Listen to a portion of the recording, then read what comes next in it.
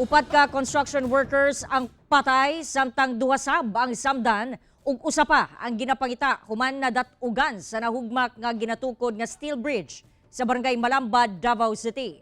Alas 3:30 Lunes sa hapon sa dihangan kalit lang matud pa nga nahugmak ang ginatukod nga steel bridge nga proyekto sa LGU Davao sa sitio Kibakak, barangay Malamba, Marilog District, Davao City. Nagtrabaho matud pa ang boom truck ug ang anaas sa napulo ka construction workers sa taas sa tulay aron mag-install og side panel. Sa dihang kalit lang kining nabali ug nibigay ang isig ka pundasyon sa tulay. Tulo ang nakahawa matud pa sa tulay, una pa man ang pagkahugmak busa na luwas. Apan naapil sa pagkahugmak ang laing pito ka construction workers sa gilawmong anaas sa 30 metros gikan sa taas.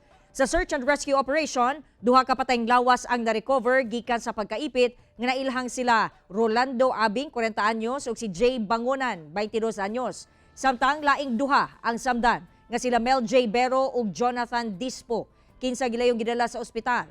Banda alas 9 sa gabi, gideklara na ang retrieval operation. Di inaabtan na og buntag ang operasyon sa rescuers aron makuha ang laing tulo pa ka construction workers nga nadat-ugan matud pa sa boom truck. Alas 6 karong buntag, dugang duha na kapatayng lawas ang na-recover. Busa, usa na lang ang ginapangita. Palisuray matud pa ang pag-recover sa mga lawas tungod sa kabugat sa mga bakal ug boom truck nga nidat-og sa mga biktima. Magpahigayon pa og investigasyon ang CDRRMO sa hinungdan sa pagkahugmak sa maong tulay.